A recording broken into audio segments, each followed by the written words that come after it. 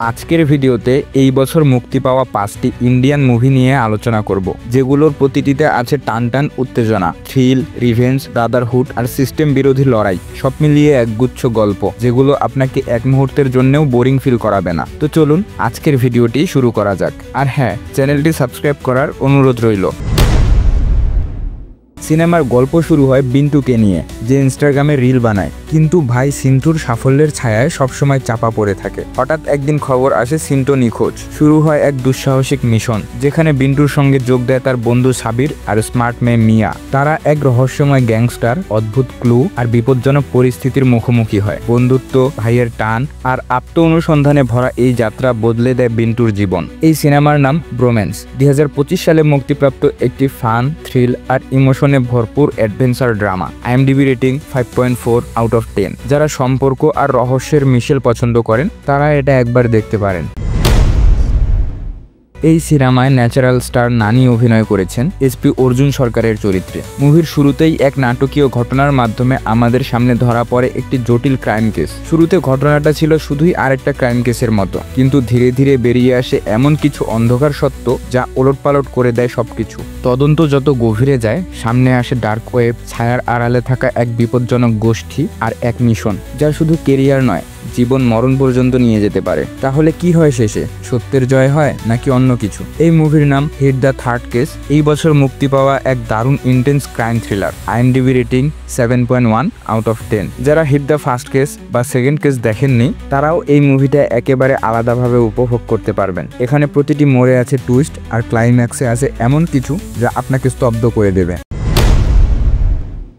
এই মুভির কাহিনীতে এক রহস্যময় চরিত্র ফিরে আসে, যে একসময় অন্ধকার দুনিয়ায় রাজত্ব করত। একদিকে রয়েছে ভয়ঙ্কর আন্তর্জাতিক অপরাধ সিন্ডিকেট, অন্যদিকে চলছে রাজনীতির কুটচাল আর ক্ষমতার খেলা। সবার নজর এখন এক ব্যক্তির দিকে, লুসিফার, যার পরিচয় ঘিরে আছে হাজারো প্রশ্ন। প্রথম দিকে মনে হয় সবকিছু রাজনীতির নিয়ন্ত্রিত হিসাবের মতোই চলছে, কিন্তু হঠাৎ শুরু হয় এক অন্যরকম যুদ্ধ। সত্য বনাম ষড়যন্ত্র, ন্যায় বনাম দুর্নীতি। তাকে কেউ থামাতে চায়, কেউ আবার চায় সে ফিরে আসুক। তবে এরপর কি ঘটে? কে কার পক্ষে আর কে আসল শত্রু? মুভির নাম এল2 এমপুরান। 2025 সালে মুক্তি পাওয়া একটি political action thriller film. IMDb rating 6.2 out of 10। এই সিনেমায় দেখানো হয়েছে যখন অন্যায় ও ক্ষমতার দম্ভ সমাজকে গ্রাস করে, তখন এক ব্যক্তির ফিরে আসা কিভাবে সব হিসাব পাল্টে দিতে পারে।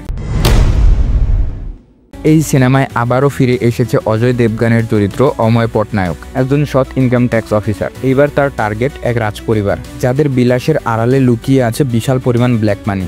গল্পের শুরুতে মনে হয় অময় পটনায়ক আদর্শ থেকে সরে এসেছে, কিন্তু ধীরে ধীরে উন্মেচিত হয় এক চমৎকার টুইস্ট। পুরনো শত্রুর ফেরা, নতুন ষড়যন্ত্র আর রেডের মিশনে এবার ঝুঁকি আরও অনেক বড়। এই সিনেমার নাম রেড 2। 2018 সালে রেড এর sequel. IMDb rating 7.2 out of 10। এটি দেখায় যখন অন্যায়ের বিরুদ্ধে এক অফিসার দাঁড়ায়, তখন সে হয়ে ওঠে পুরো সিস্টেমের চ্যালেঞ্জ।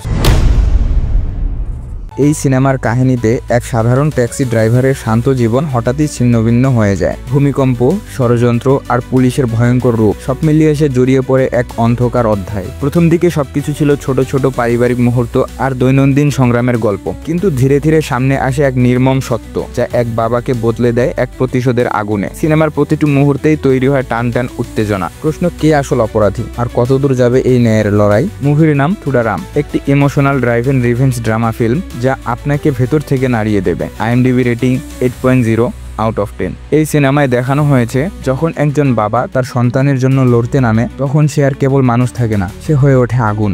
এই ছিল আমাদের আজকের ভিডিও। আপনি যদি সার্ভাইভাল মুভি দেখতে পছন্দ করেন, তাহলে আমাদের এই ভিডিওটি দেখে আসুন, যেখানে প্রতিটা মুভিতে রয়েছে টান টান উত্তেজনা। দেখা হবে পরবর্তী ভিডিওতে। ততক্ষণ পর্যন্ত ভালো থাকুন, সুস্থ থাকুন, নিজের খেয়াল রাখুন।